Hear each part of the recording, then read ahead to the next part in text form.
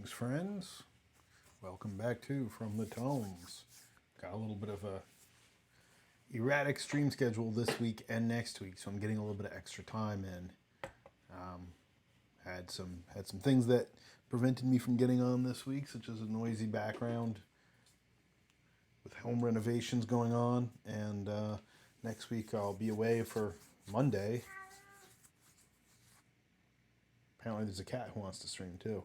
Away for Monday, and then we will probably on Wednesday and Thursday I might be out of action. Just some personal stuff that I need to attend to. Wednesday I definitely probably won't be streaming. Maybe Thursday afternoon I will be. We'll see. We'll see what goes on. But I figured I'd try to supplement that with some work time today. Over the weekend, I'll be far away from technology, apparently. Streaming technology. Spending some time in the woods. As those of you who know me know I periodically like to do.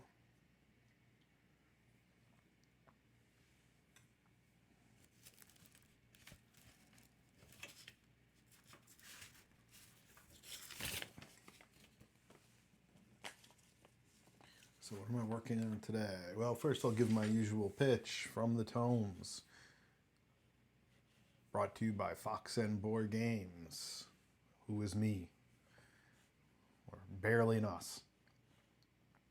If you're watching it on Twitch, you know where to find me. Feel free to go over to YouTube and do a search for Fox and Board Games. And subscribe to the YouTube channel, which will be providing some exclusive content in the coming months. And then foxandboardgames.com has everything going on. If you happen to be watching this on YouTube, and I have gotten a couple people who have jumped over from YouTube to join in on Twitch, which is great. If you want to chat or talk to me real time as I work or ask questions, please do. Say hi or don't say hi. And Twitter and Facebook, Fox and Board Games, foxandboardgames.com. And we're at 52 subscribers, which is, if you had told me a year ago you'd be doing this thing and you'd have 52 people who would at least semi-regularly tune in to watch you, I would have said you're out of your mind. But thanks to the encouragement of some friends who were privy to my writing process, they really encouraged me to do some streaming of this. And eventually, of course, once the game is finished, I will, of course, be doing some play sessions and walkthroughs of the rules and things like that. So I really appreciate all the support. Like, subscribe, follow on the various channels. That helps me make this a thing. It's slowly becoming a real thing. I have sort of an appointment, hopefully in the next week, to talk to a good friend of mine who periodically has come on here, who does social media management and communications and advertising stuff for a couple different fronts. And we're hoping to kick this up a little bit beyond even where it's at now. So pretty exciting. So what am I doing today? Good question.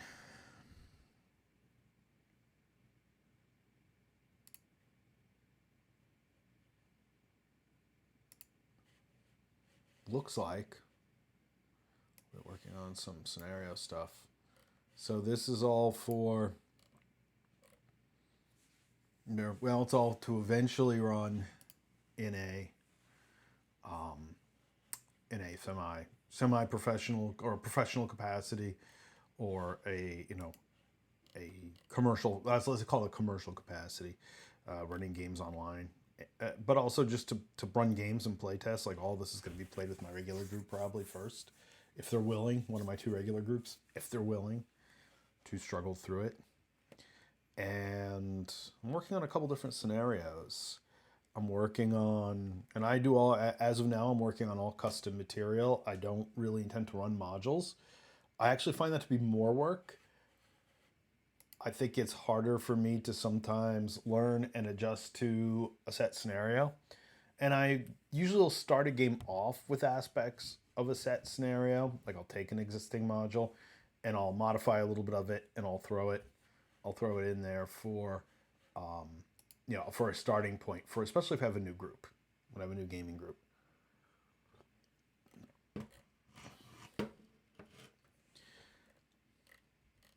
But I have something for Tales of the Harrowed Land, which is a play test. So I don't necessarily think, at least to start, until the module's a little more refined, that I'm going to charge for that. But I do have a Call of Cthulhu game, and I do have a D&D 5e game that I do plan to run. And I've had a call for people to run games for them online, and I really appreciate that. So if you were here for the last tune in on the Harrowed Land game, I was kind of at a point with it that I needed to figure out where it was going to go in terms of coherence. I've written on it. I've written since then. I've written this a little bit on the scenario since then, and it's, I've said bluntly, one of my issues when I do this is sometimes my ideas get way too big and there are too many threads and it's unfocused. And I'm trying to really not do that, especially if I'm going to run online for people I don't know. I'd rather keep it as absolutely focused as possible.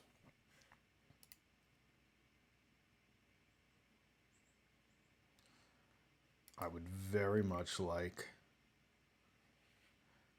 for people to feel a sense of completion in a game instead of this kind of open-ended wandering, which I sometimes find happening in my scenarios. And I've played plenty of games where that ends up happening. And it's kind of frustrating sometimes as a player. So I sympathize when I see my players are a little like, what's this guy going for?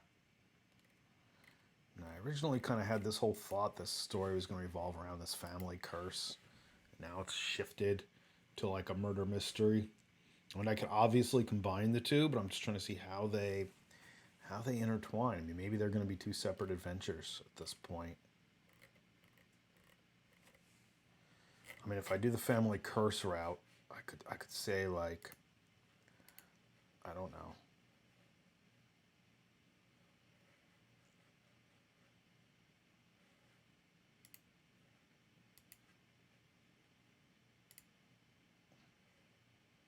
Scenario 1.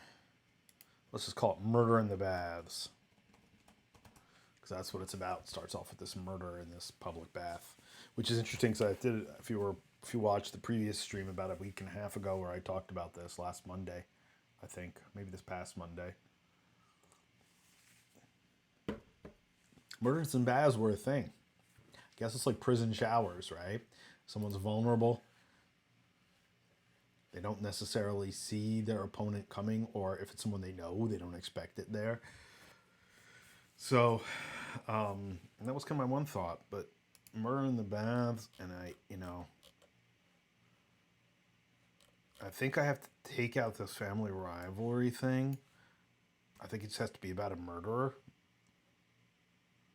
Like, I have kind of the subtext of that one.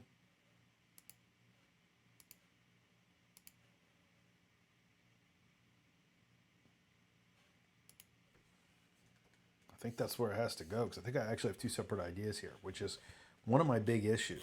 So let me start breaking this down. Scenario 1, murder in the baths, runtime 10 to 12 hours. Preferably closer to 10. A web of occult machinations and intrigue. And intrigue. We always like intrigue, right? So, scenario 2.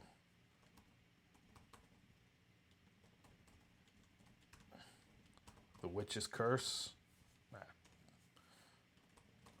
I'm thinking this might even be a shorter one. This might even be 6 to 8 hours.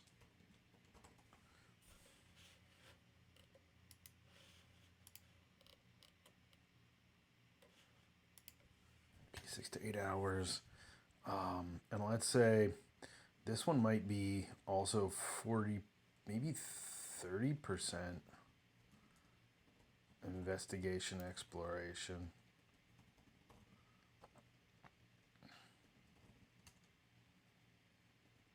40% interaction. Maybe even 35 and 35. Or maybe less. 25% investigation interaction. 40% social interaction. This is how I kind of have started organizing my games. And so I tend to write, and I've kind of gone over the Call of Cthulhu, the last large scale game I ran, which was a Call of Cthulhu game, a Darker Trails Western game, where it started out with like this one kind of event, and it just cascaded. And it cascaded into a flood of information that the players had trouble sorting through. So that's why I'm really trying to now organize my ideas. My D&D games are a lot more linear. We talked about this a lot in the villains game last night because we had a Nikki, who's a regular viewer, was asking, who hasn't DM'd much, if any, but she's played a lot. You know, like how do you work up like multiple linear paths for a campaign? And I said, well, if I'm running a large scale D&D campaign, it's all path or driven. You know, there's points where the players can do something and totally shift the world if they really are, you know, intent on making that a focus. Whereas these sorts of games, I think it has to be a much more kind of focused, get something done sort of scenario, especially when you're playing with people online who you don't necessarily know. 35% social interactions. That goes about 60%, and 40% combat, or maybe even 30 and 35.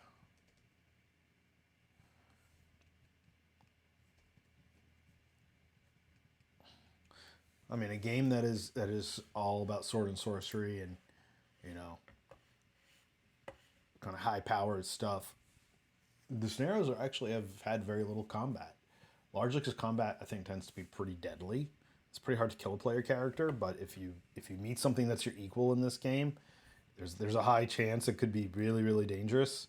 So I've noticed that players kind of understand that so far.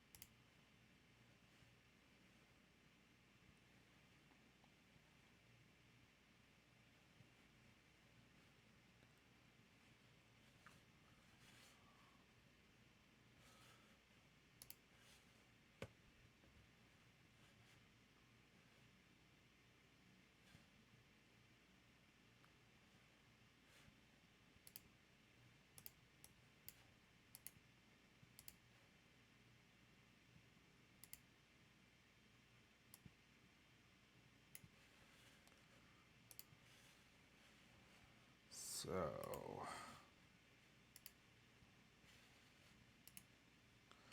35% combat. Just checking a message that appeared.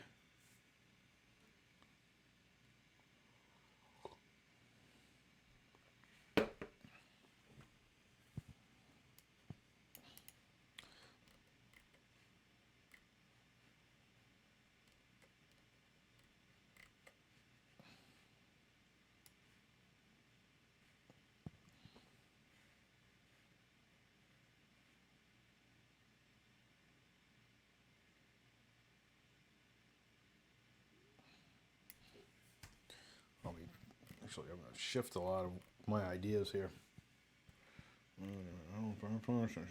So,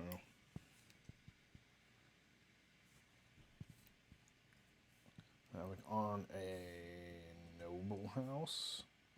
I mean, these two could actually tie together, but I think trying to make these two concepts work together both the curse and then this murder, I think, are very different things.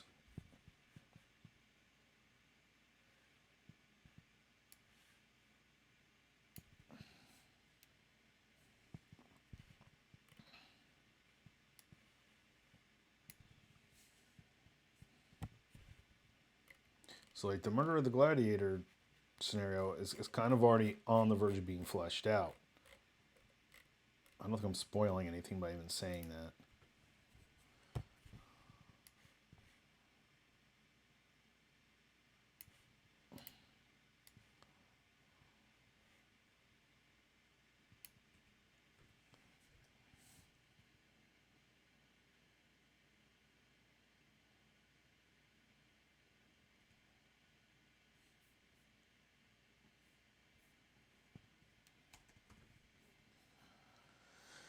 So,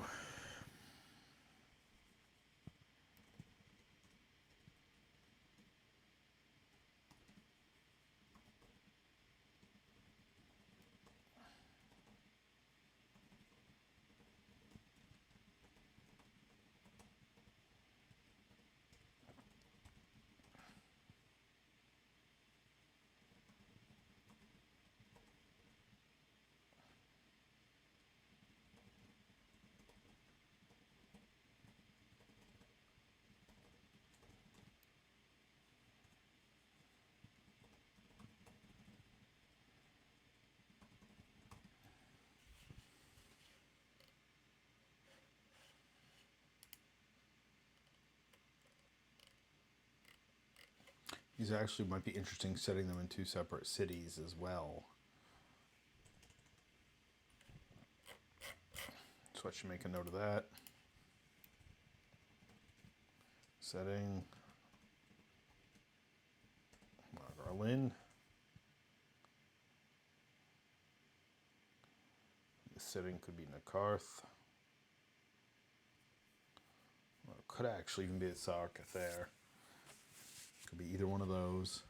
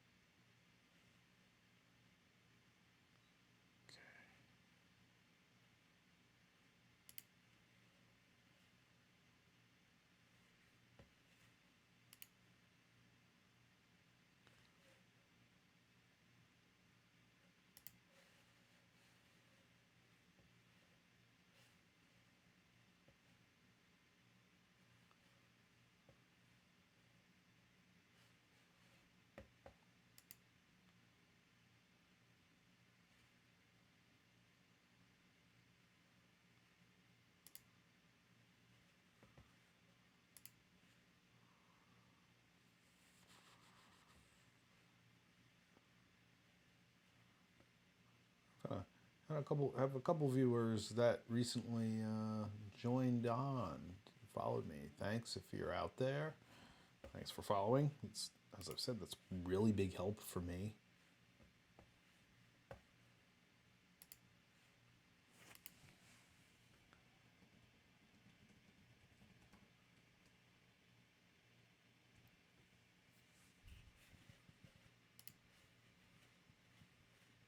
Hello, Good Bread Brew.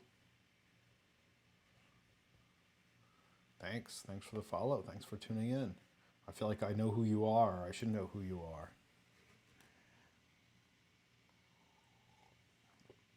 Considering bread and brew are two of my things, which we talk about periodically here as well.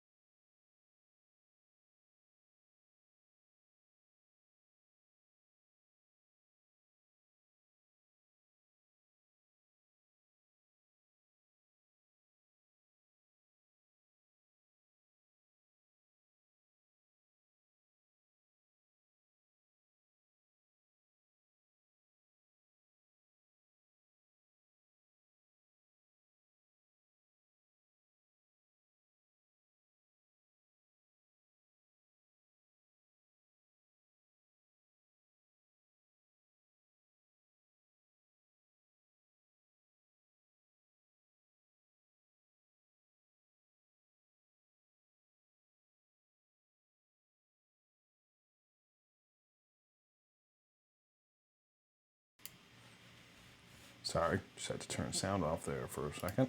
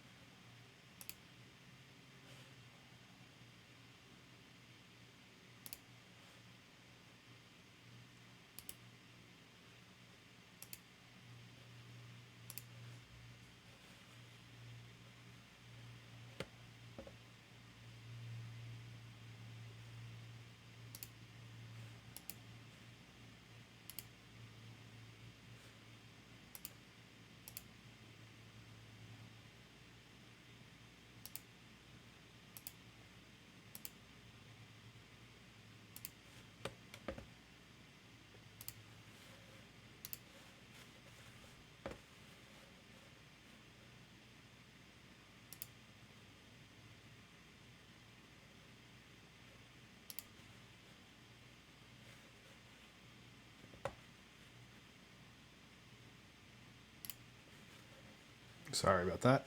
Had some chat weirdness there I had to fix.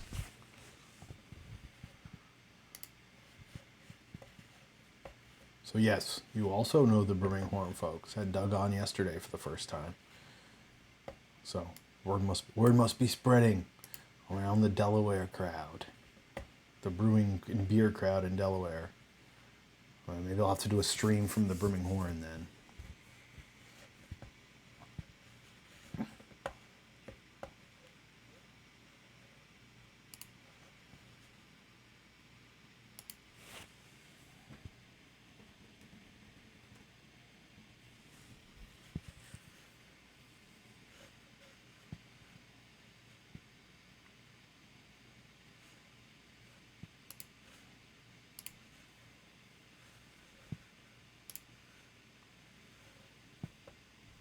We shall see.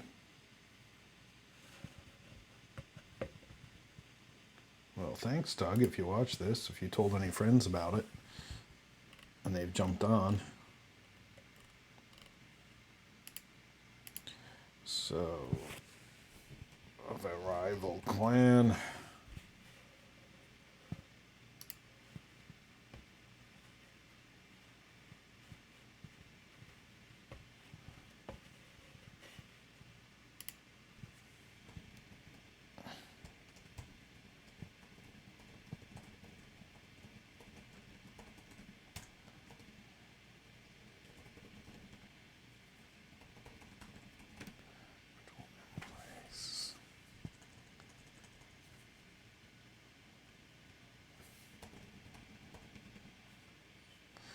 Cause a serious plague or something similar if she is killed. Some sort of catastrophe. Some sort of witch failsafe.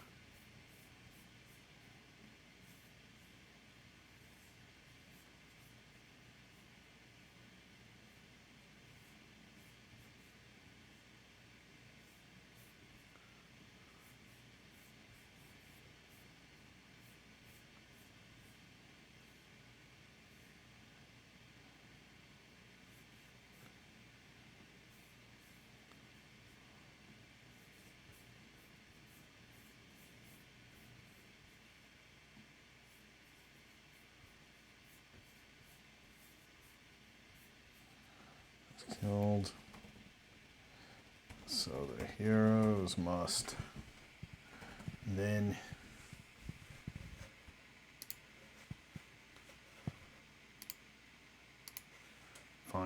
thwart the witch.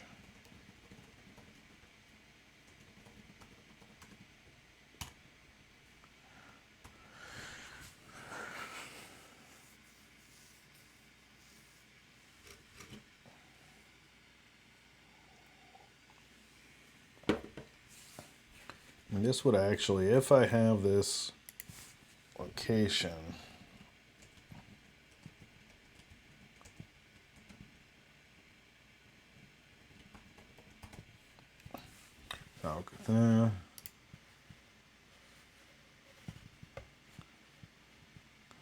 that would actually, with the 3 scenarios that I already have written,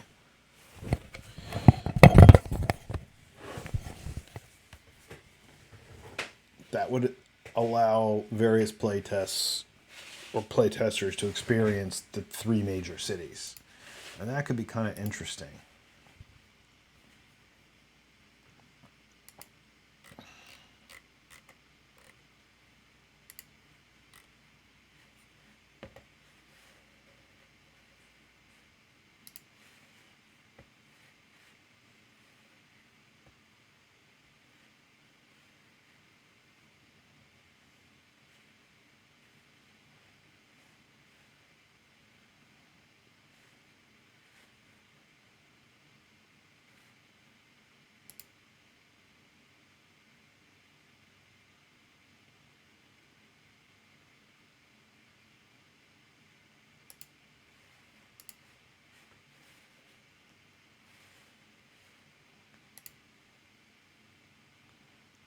The witch.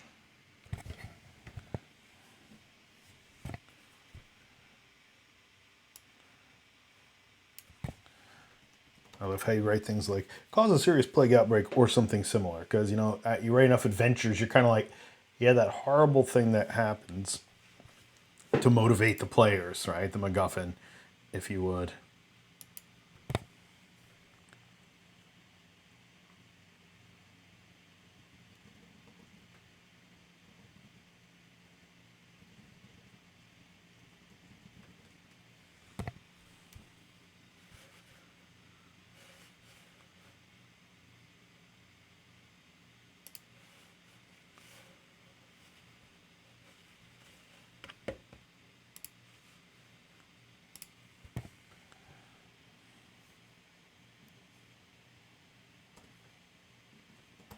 So also just, you know, if you're watching this, the term witch is very specific in this game. It's witchcraft is one of the forms of magic that people can use and learn. So the idea of this being a witch is not gender specific, it's not culturally specific. Though certain cultures do have a propensity to witchcraft versus others. So that's something that I'm keeping in mind as I write this.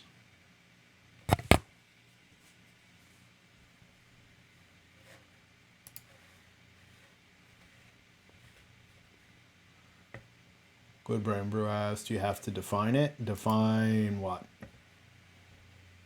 Define the nature of the witchcraft or something else.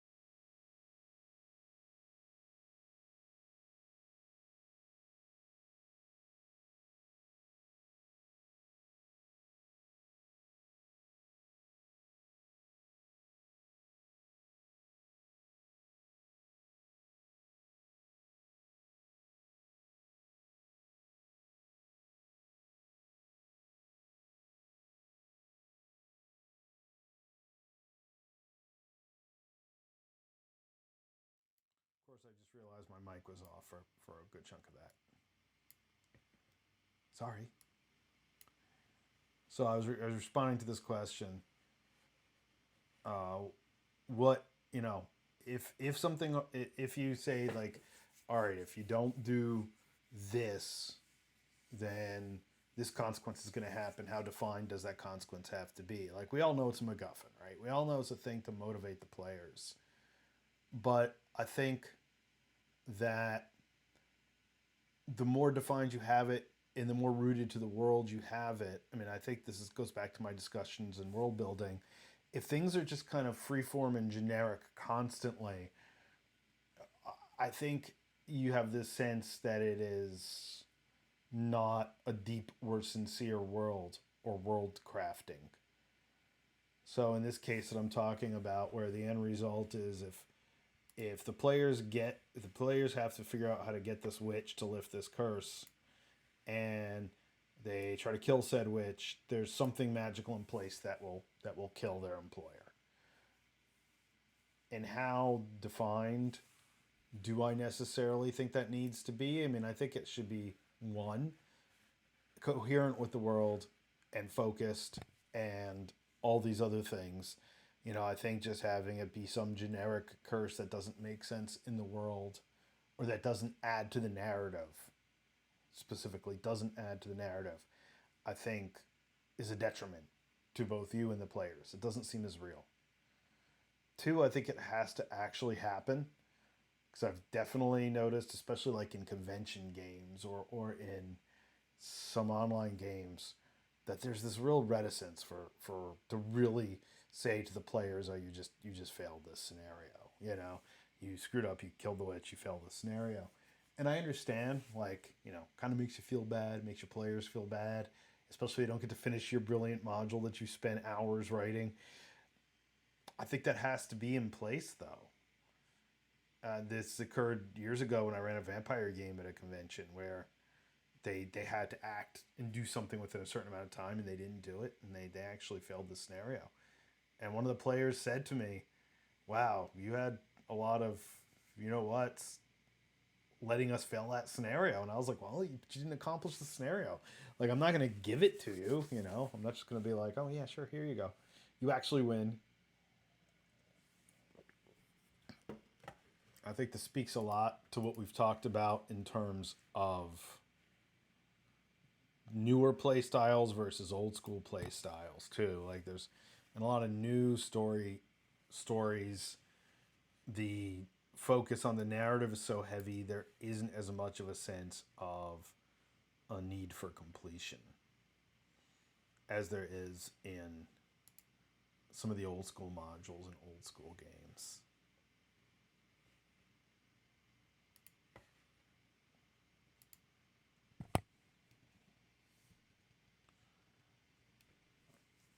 And I don't think some things should set up the players to fail, because I don't think that's particularly fun or satisfying. But I definitely think there should be this sense of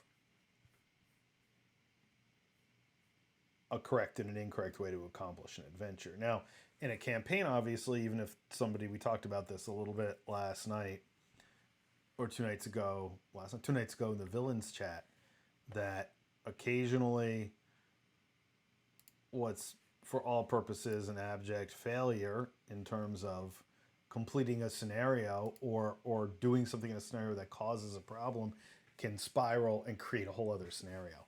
But in these kinds of like one shots, I think I don't know. I think it's a weird dynamic, because I think players have to be ready for the possibility that they're not going to succeed. That there is a right and the wrong in terms of the completion of the story.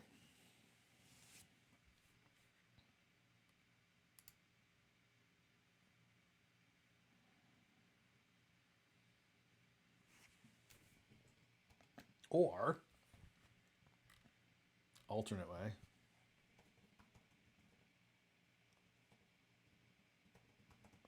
I kind of like this one.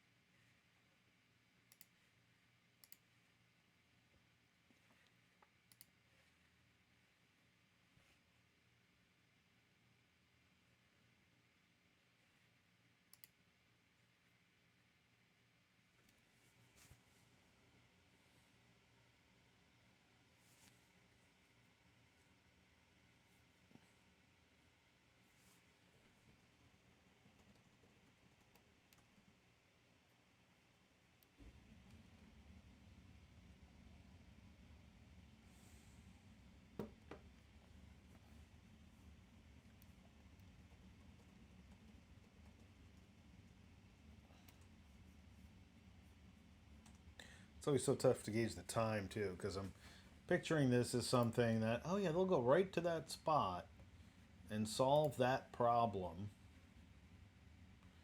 and the story, the adventure will go on this course. But we know full well that players could spend 2 hours wandering around talking to people instead of actually going and kind of targeting the end situation they need to target.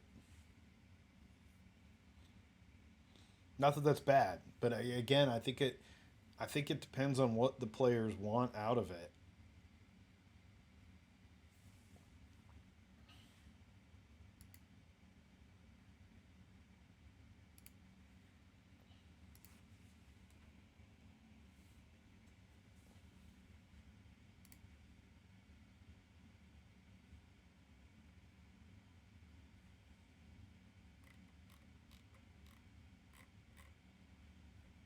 Yeah, I don't want to watch myself. I want to go check out my other video, just to check something on it.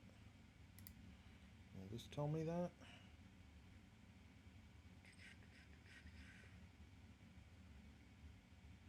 Let's see.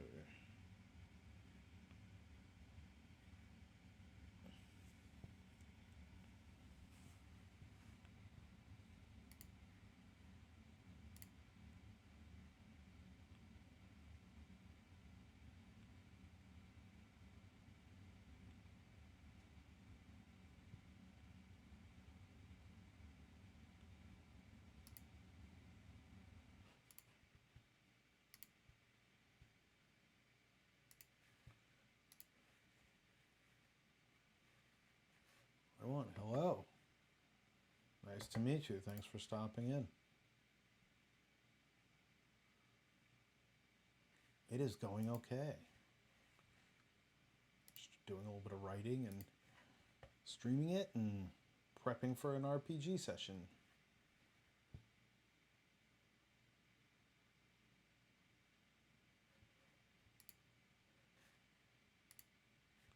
Thanks for stopping in and saying hi.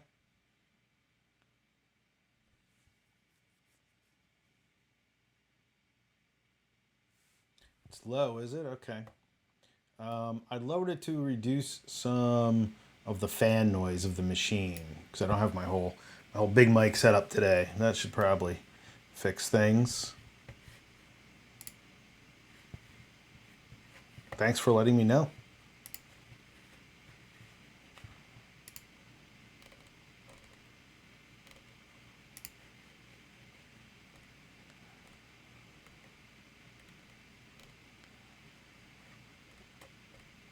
If they are killed, so we'll.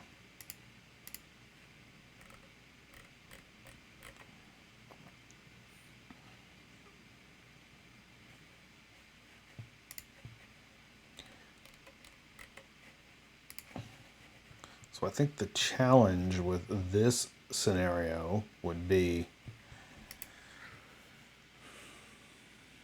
how straightforward do I want to make it? Like the first scenario is kind of murder mystery-esque. Like that's kind of the point, that they have to find these clues and piece together why these things are happening and stop whatever is going to happen next. But this scenario definitely seems to be shaping up to be a much more traditional reactive hunt type scenario, which isn't bad.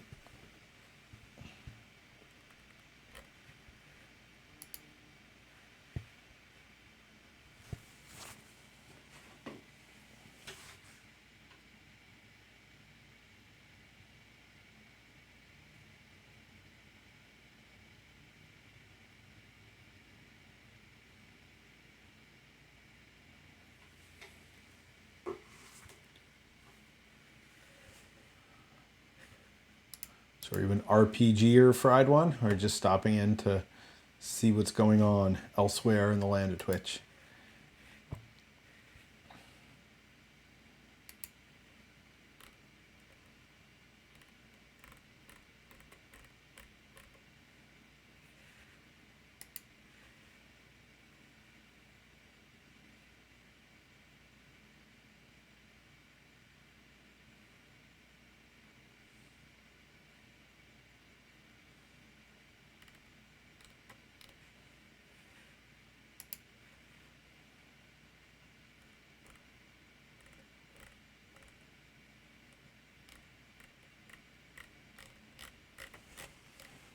So I guess what has to then be established here is the motivations. So the motivation is long-time revenge.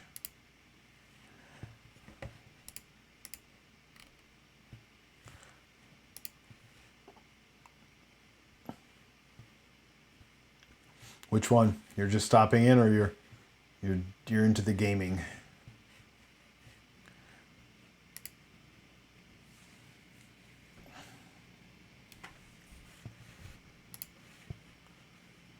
Oh, very good. Ah, so you might know something about all this then. Cool.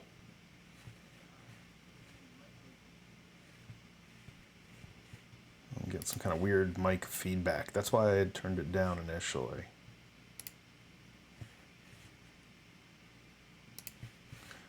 What you've been working on?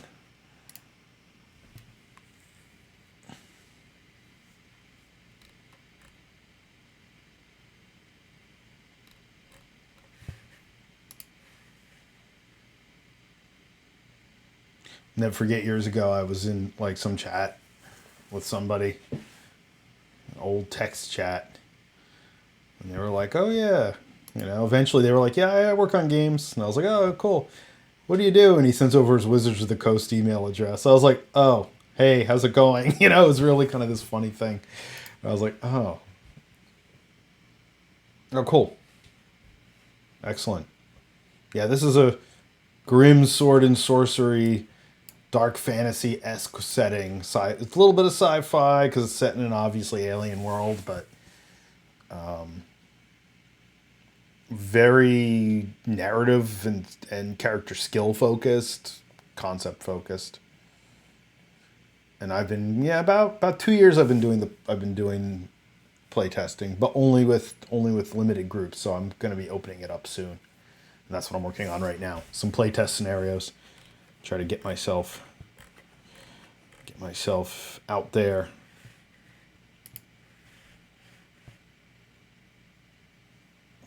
Oh, cool. Yeah. Well, that's actually my secondary. I didn't bring up the playtest notes for that today, but I'm also working. I just did an intensive Down Darker Trails Cthulhu game this past year. That was kind of the bulk of my game mastering this past year, and I'm working on a kind of one shot Cthulhu to run both online and for my group. Any group that might actually want to adventure into it. The last time I think they were a little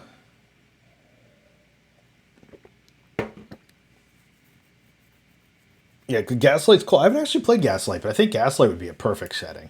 I played a Gaslight game, a one shot Gaslight game. I didn't really get to. I've never run Gaslight, and I ran the Down Darker Trails, and I think they were expecting a little more. I mean, I had some Western action pulp stuff, gunfights from bandits slash cultists, that kind of thing. But then I think once it went fully into the realm of horror, they were a little taken aback when they realized that a lot of the tropes of the West didn't hold up to the outer gods and to the horrible stuff.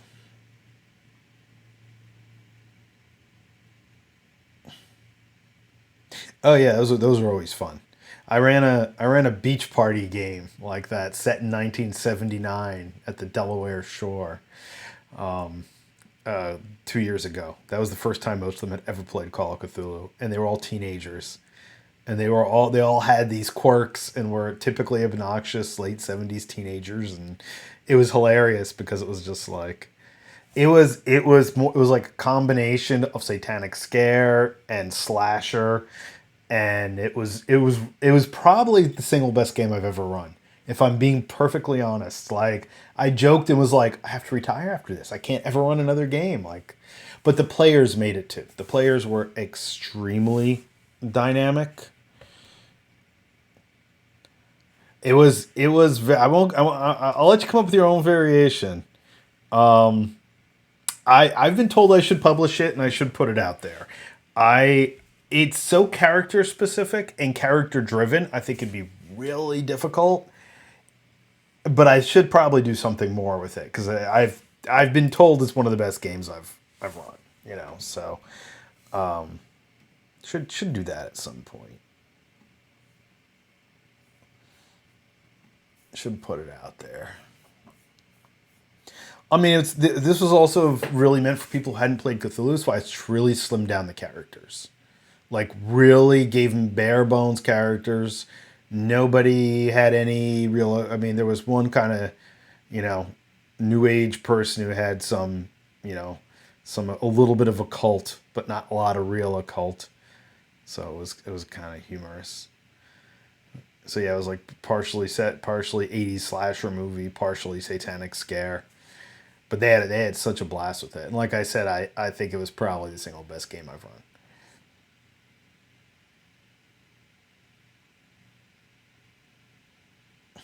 So yeah, it sounds similar. Yeah, yoga camp led by the snake people. Oh, I could totally see that. Yeah. Yeah, my Down Darker Trails group encountered the aftermath of Serpent People activity. It was like they actually almost quit the game when like the characters, because when they realized what these creatures could do, and their whole geo magic reality shifting stuff, they got it really freaked them out, like to the point they were like we can't do anything about this. But it was also very backdrop, like the Serpent People activity was very backdrop oriented. Wasn't really meant to be something they were gonna fight. I mean, those. Yeah, I've got to start getting some of my playthroughs out there too. Like I haven't done a lot of online playthroughs, and I really got to find a group that's really dedicated to doing it. Both of my groups right now, I don't think they're quite as down with doing streaming games, but make up yoga on the spot. That's funny. That's hilarious. I found that Cthulhu really functions best in these encapsulated. Like, I ran a campaign of it a couple of years ago, and it was good, but it's really hard to maintain a campaign unless it's unless it's Mountains of Madness or something that's this kind of pre-made. I ran Orient Express years ago, and that was blast. That was it. Didn't I don't think we ever fully finished it, but it was really cool. But I think for most of the groups I deal with now, having Cthulhu as these encapsulated stories works best. Yeah, it's tough. It's really tough, and it really takes a certain group. Like, I even think my group, who are very much into D&D and Pathfinder, I think they kind of tapped out. Just this the whole kind of nihilism of Call of Cthulhu doesn't jive with everybody. And this group's really character focused, character centric, and I think this idea that the characters were basically could could really die at any time. And this was actually the first time with this group that I killed not one but several characters. I think they were a little jarred by that. I was like, well, it's called Cthulhu. I mean, you know. Whereas the game I'm working on now, you're basically superheroes. I mean, you are sword and sorcery characters. You're kind of overblown. I'll drop it in chat. Everything's over at the game company site. That's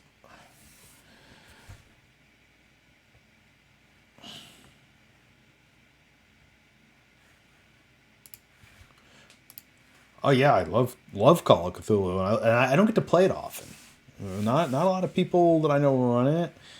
Um, Unfortunately, and I'm really kind of picky about it too. Like, I have to know it's somebody who's really into the mythos and really invested in it.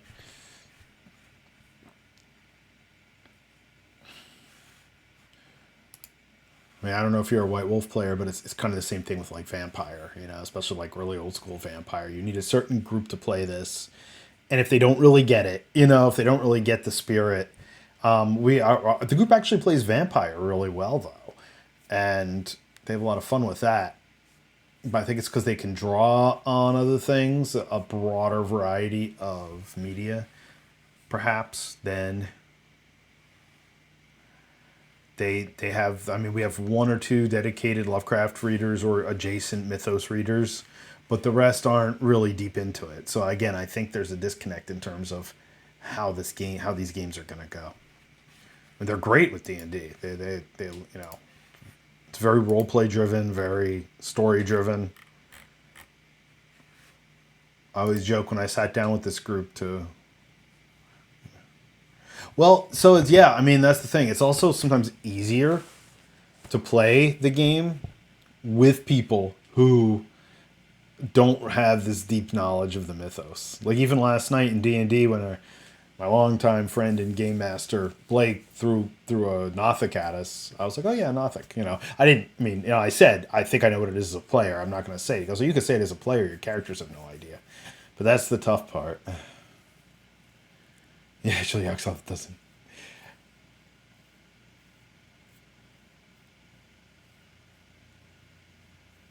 That's funny.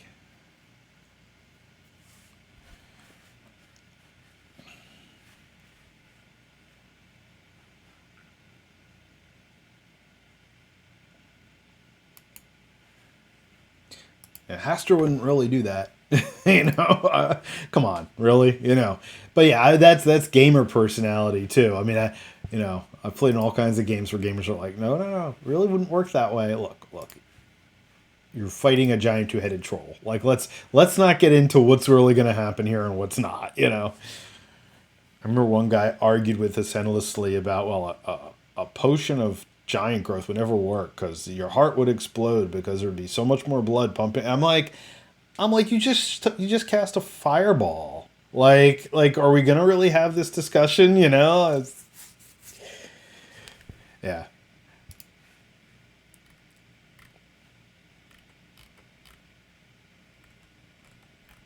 It's always like, okay. I teach college. That's, well, at least I'm on sabbatical right now to work on game stuff. But I teach game design as one of the things, and that's what I always sit in these classes with these students. These really broad sense of what what they want out of games and why they make games and what they want to play when they play a game, and it's always interesting that you have to kind of negotiate that too.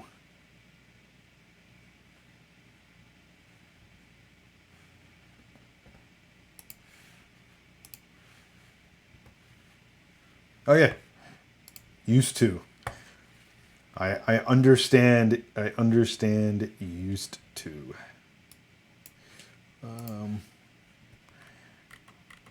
I might be a used to someday if all the other stuff I'm working on pans out. So I'm kind of trying to move to my own territories. I teach art too. I teach graphic arts and media arts and stuff like that, and photo. And I like the teaching, but I'm kind of at the point I'm like I'd like to kind of do my own thing. Hence, getting things like the streaming up.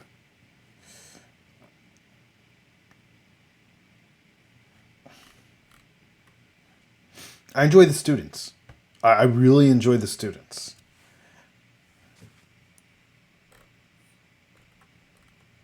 The institutional aspects I sometimes enjoy a lot less, but that's just my personality.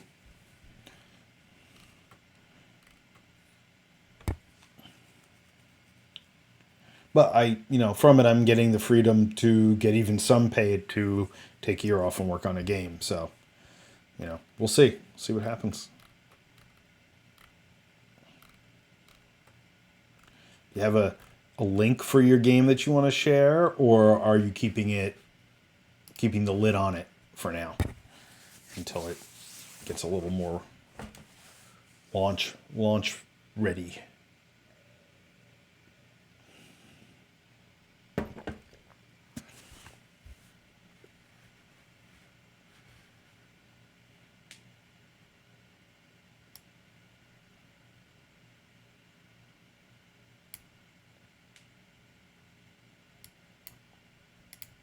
And if you've been streaming, I'll look up your stuff too.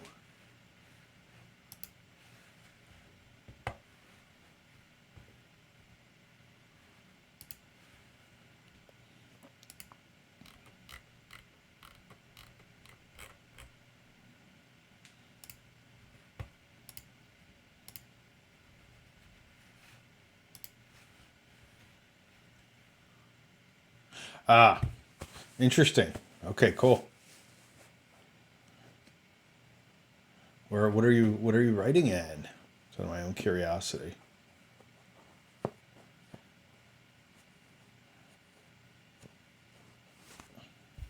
I was recently German. Okay. Well, I'll be in Germany in a month. Less than a month. 3 weeks. I'm not fluent. I mean, I can speak and read. I can read more than I can speak because I can think about it. But ich spreche Kinderdeutsch, schlechte Deutsch. My significant other is German by birth, so we visit there fairly regularly. So regularly being maybe once a year, once every 2 years. Oh yeah, Heilbronn down in Baden-Württemberg near Stuttgart. Well, it's kind of between Stuttgart and Freiburg. That's where she's at. Actually, a little tiny town outside of Heilbronn. I say it's like the Shire. It's like visiting the Shire. Little tiny place. So down south. Oh, cool. Thanks for tuning in.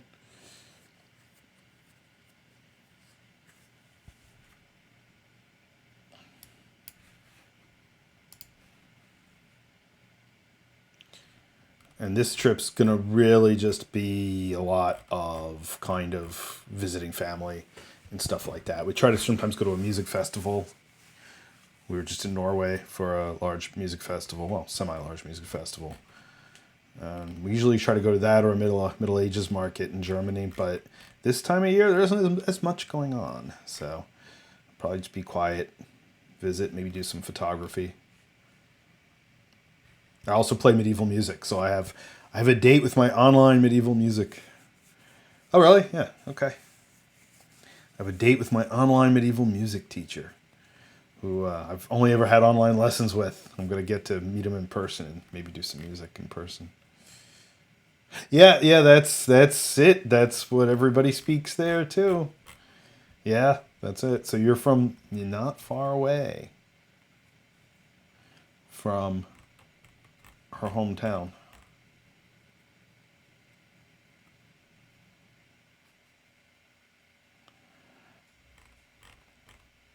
I joke around that like I listen to the High Germans speak and I can get a lot of it.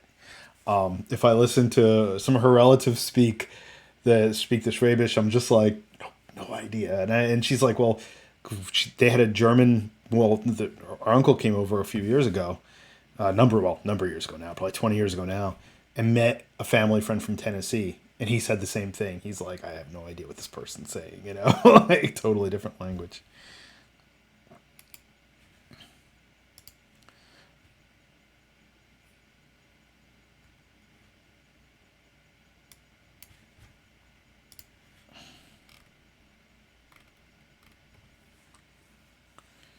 Yeah, Germany's got a huge. Please, let's see. Not much. Honestly, I can't get much meaning. I'm sure if I said it's the family, they'd probably know. Germany's got a huge game design scene. It's the board game culture there is so big. It's like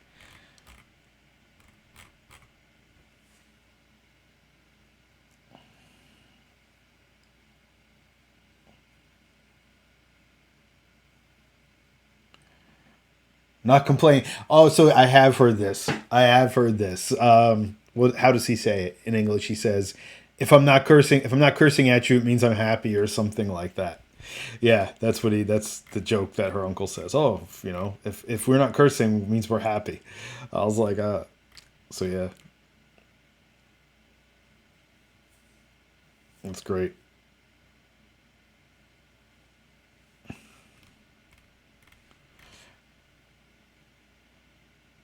That's fun. It's funny seeing somebody from the local home in Germany also tuning in.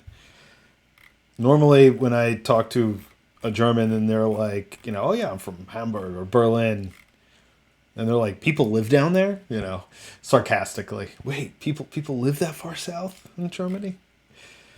When we say where she's from. She oftentimes doesn't even bring it up. She's like,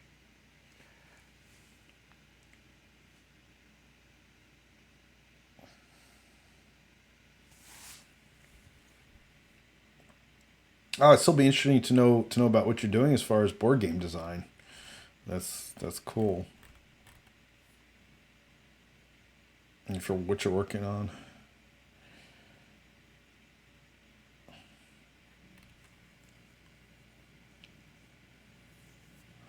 I have a board game kind of in the background that I've had developed for about 2 years, and I've had a little bit play testing.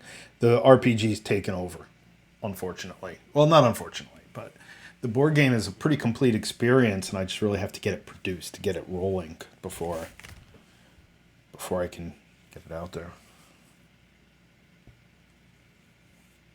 Yeah, true. That's true. Yeah, I know a lot of Bavarians too.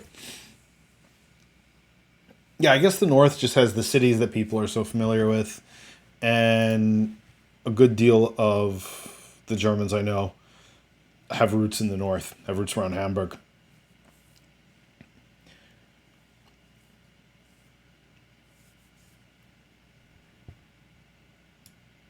So that's actually where we've spent a good amount of time too, but we won't get up there this year, I don't think.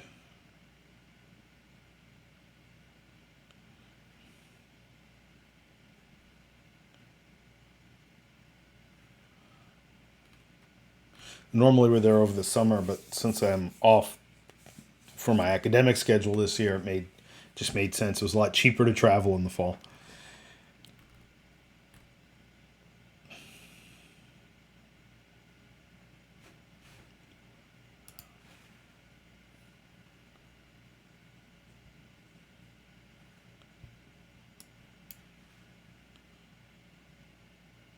Hello.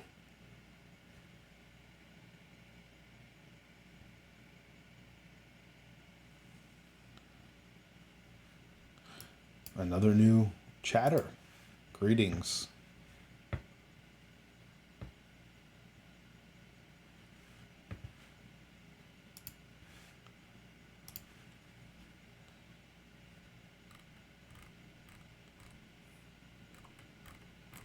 All right.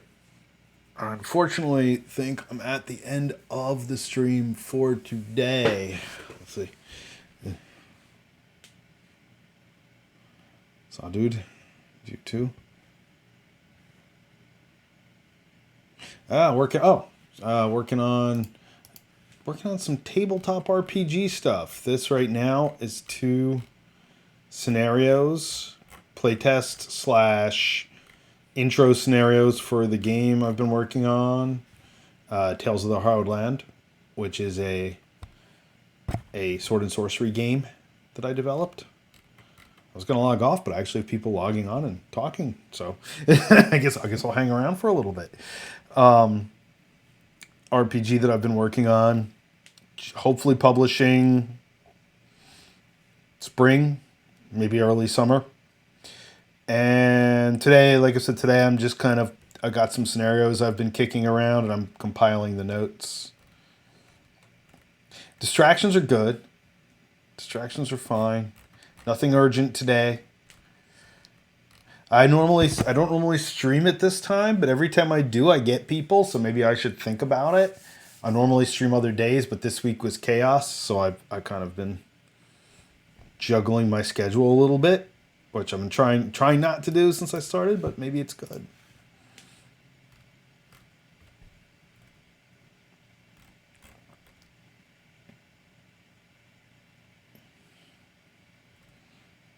So it's a long handle. TDSL, DE machines, EA machine, DEA machines. What are you? Do you do game writing and game stuff as well? TTRPG or board game or video or anything? Cool.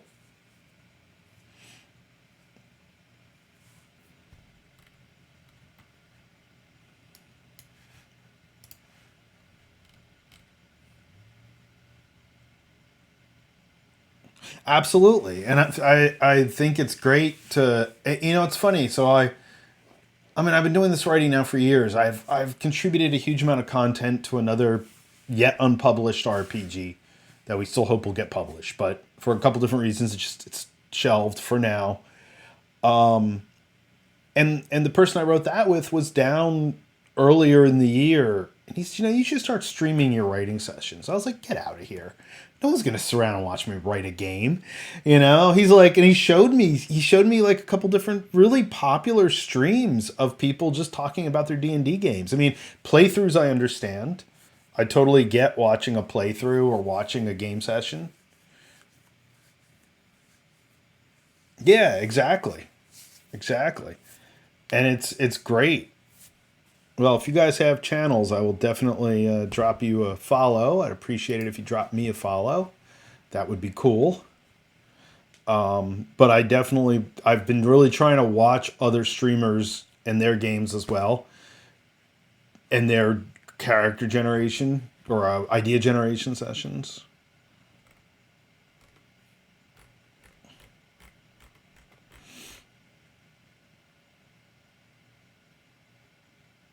Yeah, I've got a little, and yeah, I got a little sequence pitch that I do.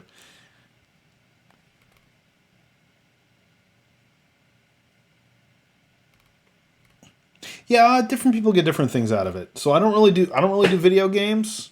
I mean I like video games, but I don't get to play a lot of them, and I don't think I'm good enough at any of them to stream them, and I'm not dedicated enough.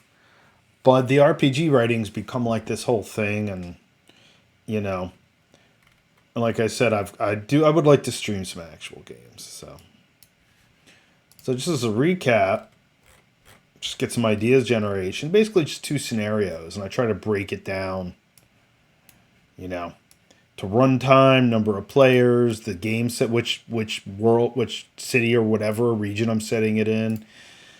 And I just try to break it down into combat, social interaction, investigation. So if I pitch it to players, they have an idea of what they're going to get into and what kind of characters they should make if they're not pre-made characters.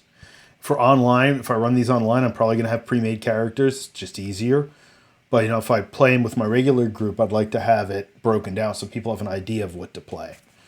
Then I'm just working on the overview, and I've got two ideas going. One is, the PCs are working. In both cases, the PCs are working or related to some noble house. And in one case, this may or may not.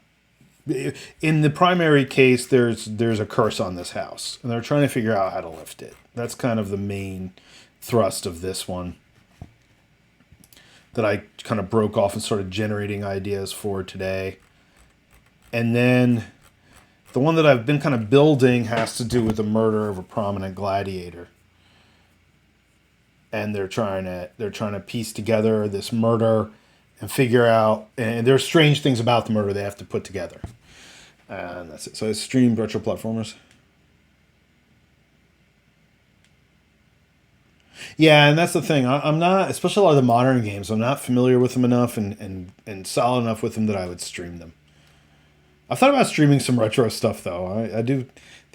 We ended up at one of those barcade sort of places over the couple weeks ago, and I sat down and I jumped in on this one game. Some old arcade game I'd played for years, and people were like, "Wow, you're pretty good at that." I'm like, "It's muscle memory, ingrained into my childhood head." It's just automatic response at this point.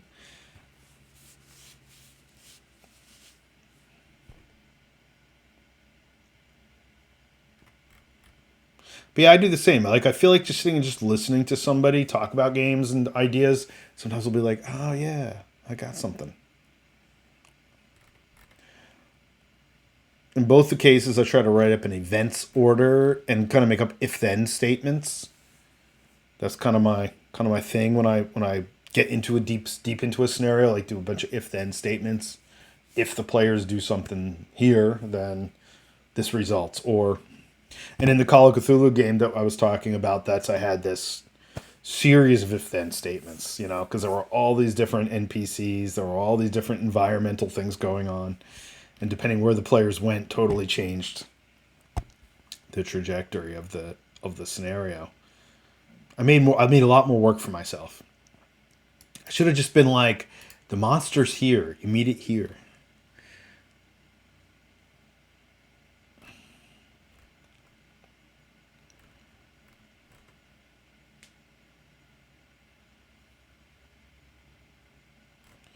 I like to get into the whys of it too, like especially in this scenario that kind of wraps up and looks like it's going to be a murder mystery. Like I like to have real reasons. Like somebody who was on earlier asked, "Was it really necessary to have that many, basically to have that many details?" And I'm like, "Well, yeah. Operating sequence, exactly. Yep. Yep. Cool. Yep. Yeah, ambient music. That's a big thing that I do too. The chase music. Cool.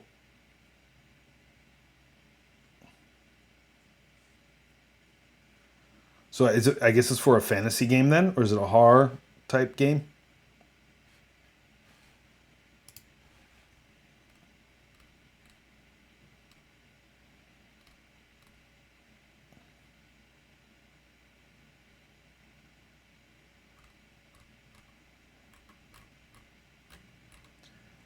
The problem I'm having with the murder mystery one, I'm like, this could turn into a campaign.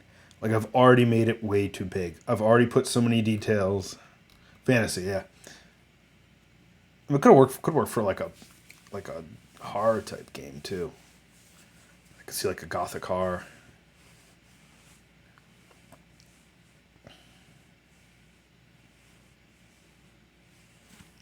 Some of the coolest experiences I've had are the global game jams. I mean, most people design video games for them, but I moderated a couple of them, and just seeing these ideas, these groups throw out these ideas and create these games in 48 hours, you're like, wow, and you get all these ideas. I always find that I'm really creatively stimulated by the time I get done with those.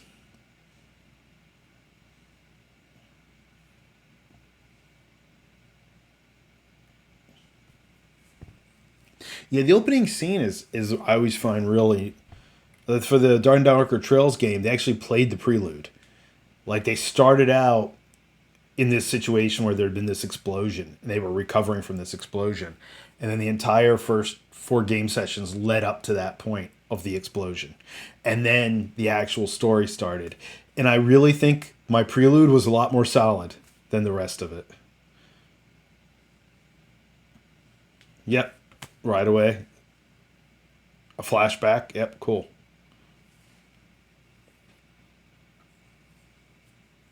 Yeah, that's some cool stuff. Playing with time in these games is something that people just really kind of really started doing in the past few years.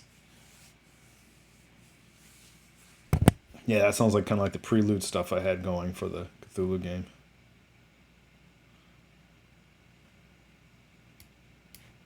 Something bad.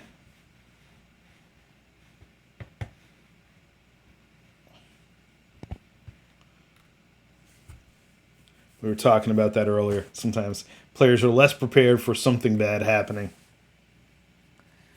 than others. So I played one short play of Blades in the Dark, and it was cool. I didn't get deep into it, but it was definitely a different way to approach all this. And I've like my one friend who runs games for us and who plays in our regular group. He's really into a lot of the newer games and experimental games.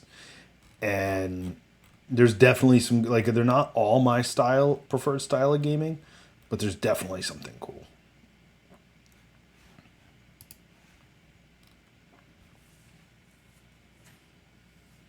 Yeah, it's pretty neat.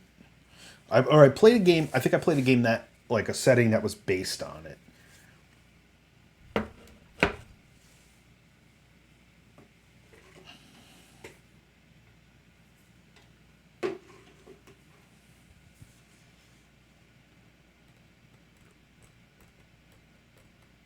So I don't know what it is as far as time frames for you guys. Wednesday night. Oh God, I'm gonna use that generically. Sorry, you folks. Sunday night. Let's see. Play backwards. Yeah, yeah, yeah. It's definitely interesting. Wednesday nights we normally have kind of an open forum where we just throw out gaming topics, and there's usually anywhere from 4 to 12 people in there, and more who are watching, and it's kind of fun. So if you guys ever want to tune in for that. That's it's always interesting. Villains was our last discussion. RPG villains was this past Wednesday. Next week though, it's probably gonna be on Tuesday because I have something I need to do appointment wise Wednesday that I can't really adjust. So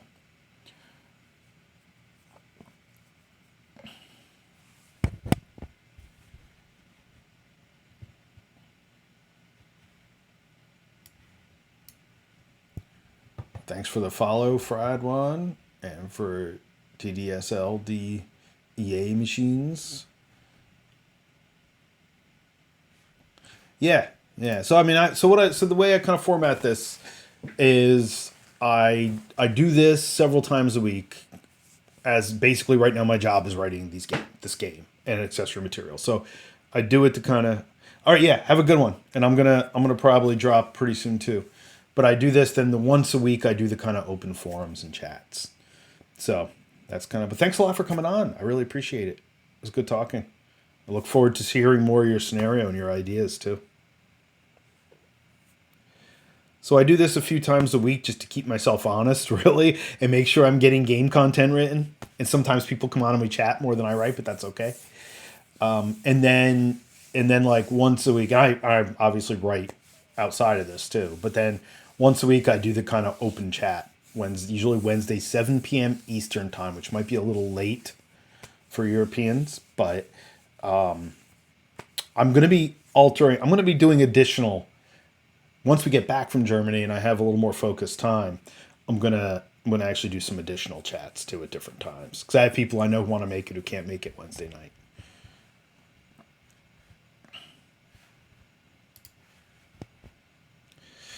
All right, and with that, I think I do need to wrap it up, and I need to attend to a few other things. But thanks a lot for coming on. It was great talking to you, and to the few new folks who have logged on today. It's always good to see. Have a good evening and a good Wochenende in Germany. Yeah, thank you. Thanks for stopping on. I'll keep an eye out on your stuff too. All right, I'll do my end of stream pitch now.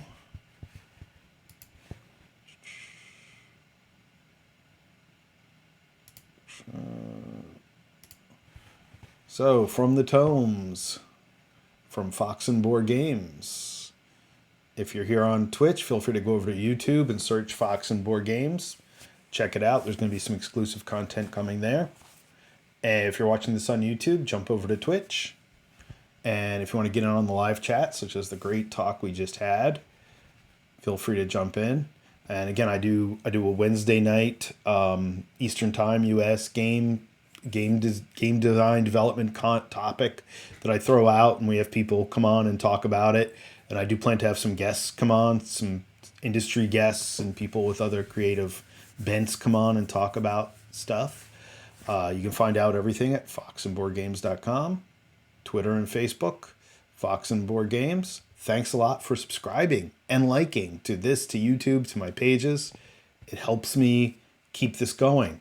Next week, streaming will be a little bit off schedule. I have an important appointment Wednesday and Thursday that I simply can't miss, so I'm going to be juggling. Monday is a holiday here in the US. So I'm going to be out of town Monday, but I do plan to make up the streaming time, and we will definitely be on. And it appears Friday afternoons and evenings are pretty popular, so who knows? Maybe that'll become a new time slot. Thanks a lot. Have yourselves a very good day.